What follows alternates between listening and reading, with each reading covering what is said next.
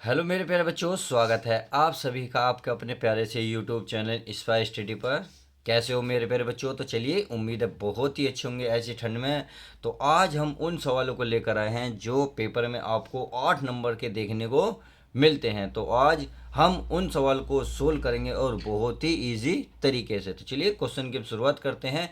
जैसे कि आपने सामने थंबनेल में भी देख लिया है और क्वेश्चन भी देख लिया। तो ये क्वेश्चन बहुत ही इजी है। तो इस क्वेश्चन को करने का तरीका मैं आपको ऐसे बताऊंगा कि आप बिल्कुल ये मानिए बिल्कुल आँख बंद करके भी आसानी से कर देंगे वो। और 8 नंबर पेपर में जो 2024 में एग्ज़ाम होगा उसमें बहुत आसानी से करके आएंगे। तो चलिए क्वेश्चन देख लेते हैं। ये कर रहा है, निम्नलिखित में से z बराबर दे रखा है 3x+2y का आलेखीय विधि से अधिकतमीकरण बताओ। यानी कि जो हमें यहाँ देखिए ग्राफीय विधि भी लिख देता है, यो आलेखीय विधि भी लिख देता।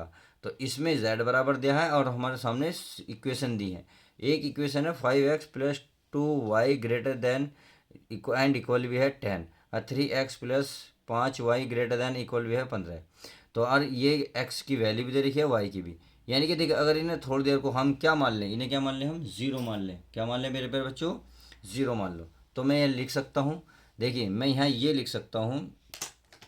चलिए मैं ब्लैक मैं क्या लिख सकता हूँ भाई? मैं लिख सकता हूँ रेखा, यानी कि क्या है, रेखाएं। रेखाएं लिख लेते हैं। पहले क्या है हमारी 5x+2y बराबर कितना है, 10। इसे मान लेता हूँ समीकरण 1। सही है। अब अगली, क्योंकि ये ग्रेटर देन यानी कि 10 की, ये ऐसे कहेंगे भाई ग्रेटर देन है यानी कि 10 से क्या है, ये छोटे मान है, तो लेस देन हो जाएंगे। तो इन्हें थोड़ी देर को भूल जाते हैं, तो ये क्या होंगे, बराबर का काम करेंगे। तो हम इन्हें भूल के बराबर का काम करते हैं। अगला क्या है, यह है 3x+5y बराबर कितना है, 15। इसे समीकरण क्या मान लेता हूँ मैं, 2। अब ये भी मान लेते हैं, ये क्या है हमारे भाई, इधर लिख लेता हूँ मैं। x बराबर क्या है, 0 और y बराबर क्या है, 0। ये हमारे काम आएंगे। अब क्या करना है अब मेरे प्यारे बच्चों करना क्या है, बस इन समीकरणों को हल करनी है। तो चलिए इनको हल कर लेते हैं। भाई इसमें अगर आप देखेंगे तो समीकरण, अगर मैं y काटना चाहूँगा तो ये दोनों पद हमें बराबर करने होंगे। अर्थात 5 की गुणा जैसे ही मैं 2 में करूँगा 10 बन जाएगा, और 2 की गुणा 5 में करूँगा तो 10 बन जाएगा। तो 10 10 होकर ये y कट जाएगा, x की वैल्यू निकल जाएगी।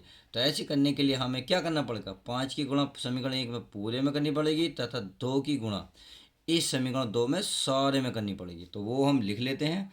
तो यहाँ मैं लिख लेता हूँ समीकरण 1 में 5 की गुणा, 5 की गुणा, तथा अब समीकरण 2 है ये वाली, तो इसमें कितने की गुणा करें हम, 2 की, तथा समीकरण 2 में 2 की गुणा। तो चलिए गुणा कर लेते हैं। और जब गुणा करेंगे तो सवाल हमारा आसान हो जाएगा। कैसे इसमें मैं 5 की गुणा करूँगा तो यहाँ 5 हो जाएगा, 5 पंजे 25, क्या हो जाएगा, 25x प्लस 5 की करूँगा 5 दूनी 10y, और 5 की करूँगा 10 पंजे 50। तो समीकरण कह दो इसे 3। बात समझ में आ गई। अब अगर समीकरण 2 में 2 की गुणा, यानी कि इस समीकरण में सारे में 2 की गुणा करनी है। तो 2 की कर लें, 2 तिया 6, 2 पंजे 10y बराबर 2 की करेंगे, 2 2 30 हो जाएगा। कितना हो जाएगा, 30। इसे समीकरण क्या कह दूँ मैं, 4। समझ में आ गया। अब देखो आगे, आगे क्या करना है। आगे अगर मैं इसे चिन्ह चेंज कर दूँ तो क्या होगा, ये कैंसिल हो जाएगा, यानी कि 10 10y 10x कट गया, सॉरी 10y कट गया। अब 25 में से 6 घटाओ, 25 में से 6 घटे कितने बचेंगे, 19x बराबर। अब 50 में से 30 घटाओगे कितने बचे दोस्तों, 20 बचे। तो x बराबर हो गया 20/19। कितना हो गया, 20/19। अब ये क्यों हुआ, क्योंकि ये x की गुणा में है। गुणा की चीज़ जैसी बराबर के बाद जाएगी तो जो भी पद होगा उसके नीचे आ जाता है। इससे क्या हुआ, हमारा x का मान निकल गया। अब हमें किसका मान चाहिए, y का भी। तो अब यहाँ लिख सकते हैं भाई समीकरण 1 में x का मान रखने पर। तो चलिए रखते हैं, रखने पर जब रखेंगे तो x समीकरण एक क्या है हमारी, ये रही 5x भी, कितनी है 5x। तो चलिए मैं लिख दूँ 5 गुणा x का मान कितना, 20/19। फिर कितना है, प्लस के 2y, तो 2y बराबर कितना है मेरे प्यारे बच्चों, 10। सही है। अब देखिए 20 पंजे कितना हो गया, 100। कितना हो गया, 100/19 प्लस 2y बराबर 10। अब इसको उधर लेके जाओ, क्या लेके जाओ, इसको उधर लेके जाएंगे तो हमारा ये बचेगा 2y बराबर 10 माइनस के 100/19। अब क्या करना है भाई, एलसीएम ले लो, यानी कि 2y बराबर 10 की इसमें गुणा करें 190, 190 में 100 हो गए, ये बचेंगे 90, 90/19 के कितने बचे, 90/19। अब ये दो गुणा में है, गुणा की चीज़ कहाँ जाएगी, भाग में। इसका मतलब y बराबर हो गया भाई 90/19 और गुणा की चीज़ भाग में। तो 2 से कट रहा है कितनी बार, 45। तो ये हो गया हमारा 45/19 y का आंसर निकल गया, यानी कि x और y के बिंदु हमारे निकल गए। ये हमारे क्या आएंगे, आगे चल के काम आएंगे। आई होप इतनी बात समझ में आ गई। तो आप यहाँ लिख सकते हो बिंदु, क्या लिख सकते हो, बिंदु। बिंदु कौन कौन से निकले, हमारे एक्स का मान कितना निकला 19, 20/19 और ये निकला 45/19। तो ये हो गए हमारे बिंदु। इतनी बात समझ में आ गई। अब हमें क्या करना है, हमें अब वो बनानी है ग्राफ। क्या बनाना है मेरे प्यारे बच्चों, ग्राफ बनाना। तो चलिए मैं ग्राफ बना लेता हूँ और फिर देखते हैं करना क्या है। तो देखिए हमने बना लिया है हमारी ये ग्राफ। ये हमारा क्या बन गया, वाई एक्स, ये बन गया हमारा एक्स एक्स, और ये हो गया हमारा मूल बिंदु। इस पर मैंने पॉइंट सजा दिए 1 2 3 4 5 ऐसी ऊपर को। अब इस पर किस तरीके से ग्राफ बनेगा देखिए। अब पहले देखिए समीकरण एक को बड़े ध्यान से देखो भाई। समीकरण 1 है 5x + 2y = 10 थी। समीकरण 2 भी क्या है 3x + 5y = 15। अब आपको पता है हमें क्या दिया था भाई, हमें इस क्वेश्चन को बड़े ध्यान से देखें। यहाँ दे रखा था x = 0 y = 0। तो चलिए पहले इनको x और y वैल्यू यहाँ रख लेते हैं समीकरण 1 में। जैसे ही मैं यहाँ x = 0 रखूँगा तो मुझे बता सकते हो y का मान कितना निकलेगा भाई। x = 0 इसका मतलब ये तो 0 बन गया। तो 2y बराबर कितना बनेगा 10। अब 2y बराबर 10 बनेगा तो y बराबर कितना, 2 से भाग देंगे कितने बन जाएगा, तो y बराबर निकलेगा मेरे प्यारे बच्चों कितना, 5। बात समझ में आ गई। अब आगे चलते हैं। अब ये नहीं, उसने y बराबर भी 0 दे रखा, तो अब y बराबर 0 रख के देखेंगे। जैसे ही y बराबर 0 रखेंगे इसका मतलब ये तो 0 बन जाएगा भाई। 2 में 0 की गुणा करेंगे 0।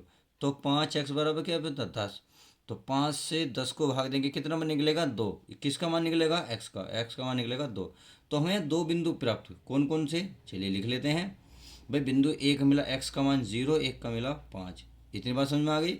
एक क्या मिला, एक बिंदु मिला हमें, x का मान कितना मिला 2 और इसका मान कितना मिला 0। तो दो बिंदु एक समीकरण से हमें प्राप्त हो गए। इतनी बात समझ में आ गई।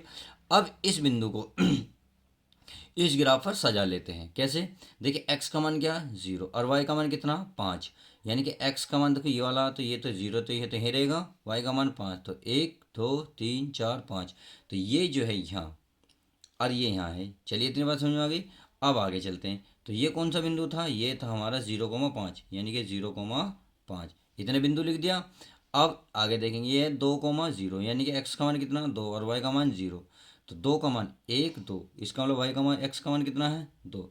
तो इसका मतलब ये वाली जो समीकरण क्या मिलेगी, आपस में मिलती है। तो चलिए हम मिला लेते हैं इसको और देखते हैं आगे सवाल हमारा क्या कहता है। तो इस समीकरण को मैं इस तरीके से मिलाने की कोशिश करता हूँ। मिला ली। अब देखो जब मिल गई तो ये बताइए, एक बिंदु तो ये हो गया, ये बिंदु कौन सा था, ये का 2,0। तो यहाँ लिखेंगे जरूर 2,0। आई होप इतनी बात समझ में आई होगी। अब ये जो लाइन खींची है कौन सी समीकरण से खींची है, ये खींची है इस वाली समीकरण से, यानी कि 5x + 2y बराबर कितना है 10। समझ में आ गया। तो यहाँ लिखेंगे 5x + 2y बराबर 10। इतनी बात इस समीकरण से पूरी हो गई। अब चलते हैं इस समीकरण में। इस समीकरण में वही मान रखे जाएंगे क्या भाई, x बराबर क्या दे रखा 0, तो y बराबर बताओ कितना निकलेगा भाई, x बराबर 0, क्योंकि जैसे हमने इसमें रखा x बराबर 0 y बराबर 0, क्योंकि दिया हुआ है इसलिए हम रख रहे हैं। तो 5y बराबर कितना निकलेगा 5 या 15, यानी कि y की वैल्यू कितनी निकलेगी 3। अगर मैं y बराबर 0 रखूँ तो बताइए x का मान कितना निकलेगा, बताइए भाई। अब ये 0 तो 3 से काटेंगे, 3 पंजे 15, इसका मतलब y। तो बिंदु बताओ जी कौन कौन से निकले हैं, बिंदु प्राप्त हुए हमें कौन कौन से भाई। एक तो मिला 0, एक मिला 3, सही है। एक कौन सा बिंदु मिला, एक मिला हमें x का मान 5 और y का मान 0। ध्यान रखना हमेशा x का मान पहले रखा जाता है और y का मान बाद में। कभी ये बच्चे ये सोचो x का y का मान 0 5, यानी कि 0 5 इस तरीके से लिखो, नहीं, पहले x का मान रखा जाता है फिर y का। तो बिंदु मिल गए। अब इसी बिंदु से देख चले चेक कर लेते हैं ये कहाँ बनेगी। तो x का मान क्या, 0, तो 0, y का मान कितना, 3, तो 3 चलेंगे, 1 2 3, इसका मतलब ये यहाँ बनेगा।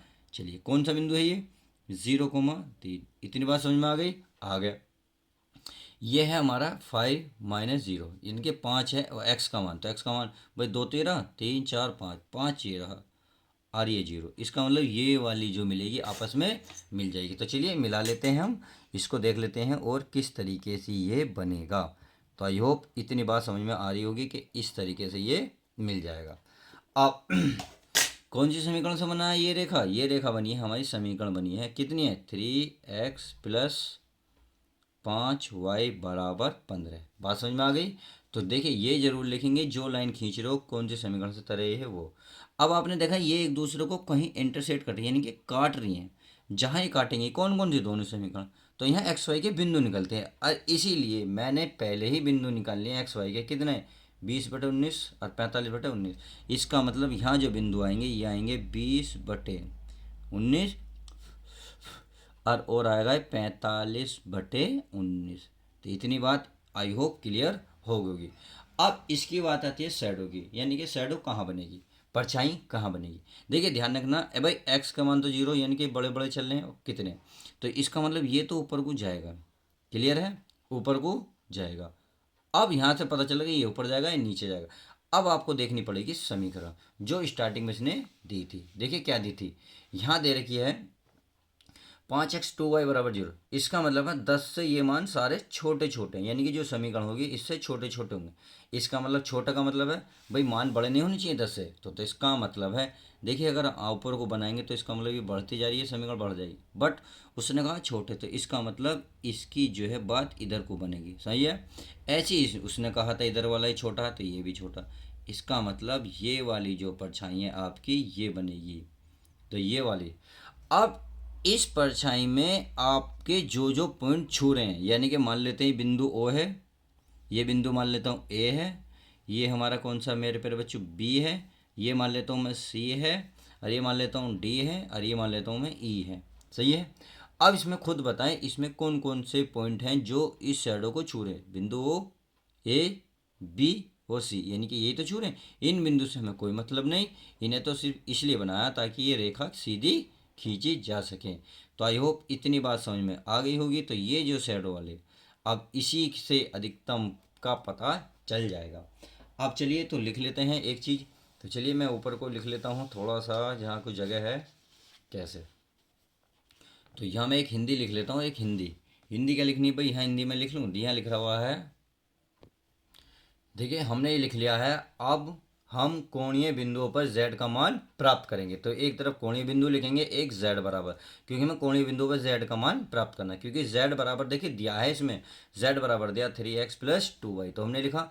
अब कोणीय बिंदु जिस जिस इस कोणीय बिंदु में जिस जिस बिंदु ने परछाई को छुआ है उस बिंदु का मान लिखेंगे। भाई बिंदु ओ क्या है 0,0, बिंदु ए के बिंदु ए का मान कितना है 2,0, बिंदु बी का मान है 20/19 और 45/19।